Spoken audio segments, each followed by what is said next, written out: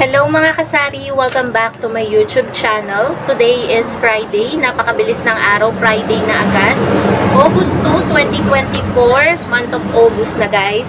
Pero ang isi-share ko sa inyo is yung kita po natin sa GCash noong month of July. First time ko lang po yatang mag-share nito sa inyo yung pinakakabuang kita natin sa isang buwan sa GCash. So, meron lang guys dumaan. So, paano ko nga ba na-compute yung kinita ko simula nung July 1 hanggang July 31? So, itong vlog na to, guys, is to para ma-inspire. Yan, hindi para magpainggit or something. Para ma-inspire yung mga sari-sari store owner na wala pang GCash, na huwag kayong matakot magdagdag ng GCash sa inyong tindahan. Kasi napakalaki po talaga ng kikitain nyo sa GCash, lalo na po kung in demand po ang GCash sa inyong lugar. Lalo na din po kung nasa matao kayong lugar. Dito nga po sa pwesto ng tindahan ko, hindi pa sobrang matao. Lalo na kung nasa pwesto ko na sobrang ganda talaga, na as in walang humpay yung mga tao sa paligid. Dito kasi guys medyo liblib, pero thankful pa din ako kahit papano ay minsan napakaganda ng sales natin sa GCash, minsan naman sakto lang, minsan mahina. Pero ako guys, sanay na ako sa mga ganong instances. Sa dami na ba naman ang napagdaanan ko, 'di ba mga kasari? Magsi 6 years na yung aking sari-sari store. Parang ang dami dumadaan na ambulansya. So, GCash, ito yung pinaka in demand ngayon sa aking sari-sari store. Bukod sa sigarilyo, soft drinks, at iba pang paninda, alam na halos ng mga tao dito na may GCash po ako. Dati kasi, wala po ako mga kasaring GCash. Naisip ko lang talagang magdagdag, mag-start sa 500 pesos hanggang sa lumago na. Kasi nga napakaraming nagtatanong kung may GCash ako. Na-curious ako. Sabi ko siguro malaki din ang kita sa GCash. Hanggang sa nakapanood ako ng mga vlogger na meron na nga din silang GCash at ang laki daw ng kinikita nila. Kaya nag-GCash na din ako. So ngayon mga kasari, meron ako dito, dibang na-share sa inyo na record book. Kukuhanin ko lang dito. Ayan. June 23 ako nag-start. So, hindi ko na i-share sa inyo yung month of June kasi June 23 na ako nag-start mag-record. Noon kasi, guys, hindi talaga ako nagre-record. Sabi ko, for safety, 'di ba? Kailangan ko nang mag-record. Kaya yung nai-record ko lang na buong buwan ay July.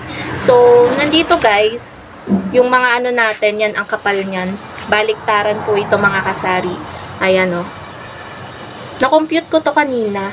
Talagang kada ano guys, kada site, kino-compute ko kung magkano yung tinutubo ko. Alam ko naman guys yung mga charge ko eh. For example, sa cash in na 500, automatic 10 pesos na yan. Tapos sa load na 30, 3 pesos yung kita ko dyan. Kaya, nako-compute ko. Dito sa isang haba na to, ang tinubo ko ay 441.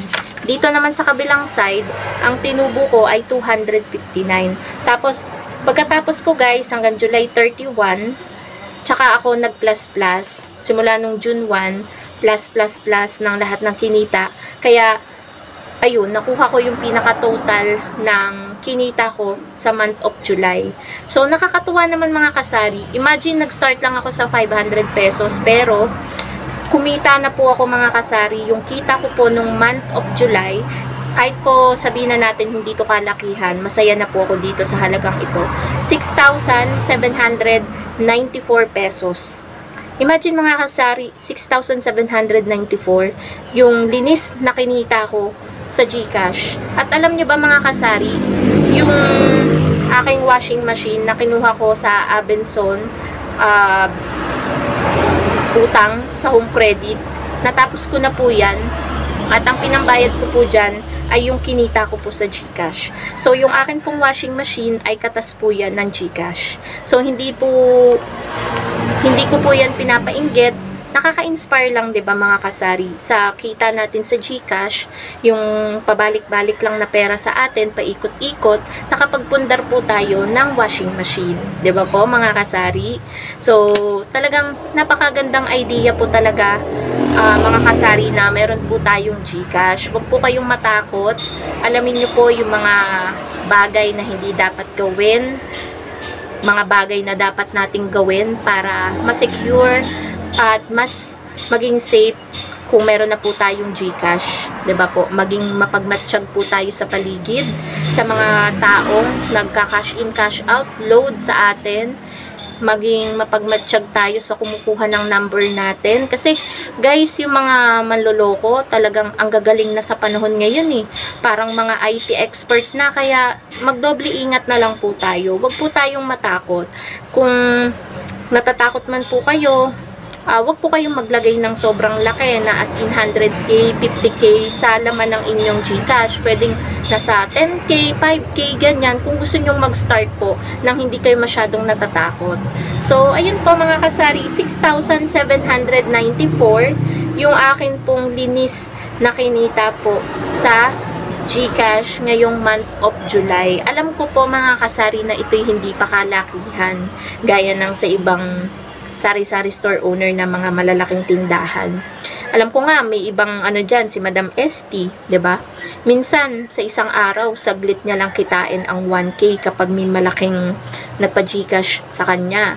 Isang araw lang yon, saglit lang. Isang transaction lang, 1K agad yung kinita niya. Syempre, may malaki siyang puhunan, 'di ba po? Depende naman po 'yan talaga sa laki ng puhunan natin. Kasi ako po, hindi po kalakihan yung puhunan ko kapag biglang may nagpa-cash in, cash out sa akin ng 10k, minsan ubos na. Mamaya susunod may 5k, wala na. Ituturo ko na yung ibang tindahan kasi wala akong mga kasaring malaking puhunan sa GCash. Paikot-ikot lang po yan. Pero thankful pa din ako kahit papano na may pumapasok na income nakita sa GCash. So parang may nagchat sa akin yung kapatid ko, guys. Wait lang, re-replyan ko lang. Ayan guys, kapatid ko pala yung nag-chat. Bukas pala yung aking data, kaya biglang nag-pop up yung kanyang chat. So, nag-send ng computation na kanyang sasahurin. Wala na daw matitira sa kanya. So, ganun lang naman guys ang buhay eh. Sumasahod, maya-maya ubus na. Mag-aantay ulit ng sahod, sasahod ulit, maya-maya ubus na ulit. Ganyan lang guys ang buhay. Parang sa sari-sari store lang, 'di ba?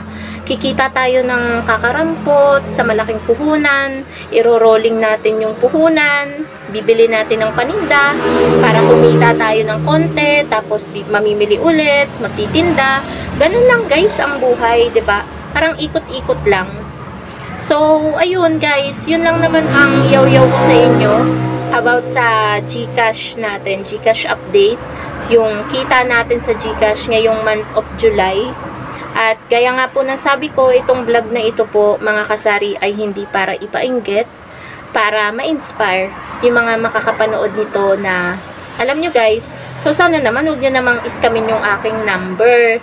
Kasi sabi nila, ayan, kaya ka na muntik ng may scam kasi binablog mo na ang laki ng kita mo sa GCash. So, hindi ko naman sinishare yung contact number ko. So, paano nila malalaman, 'di ba mga kasari, yung number ko, yung GCash ko, 'di ba? Hindi ko naman sinishare sa vlog. So, wala naman yun dun sa pag-share ko sa inyo kung malaki or maliit, 'di ba? Hindi naman lahat ng nakakapanood sa akin ay kilala ako, alam mo yung contact number ko, alam yung GCash ko, 'di ba? So, ayun po. Yun lang naman mga kasari. Sana na-inspire kayo dito sa binalag ko. At ayun, thank you so much sa inyong lahat mga kasari sa patuloy na pagsuporta sa tinagal-tagal ko nang nagbablog. Ay nandiyan pa din kayo, may mga nawala, may umalis, may dumating, merong nagstay.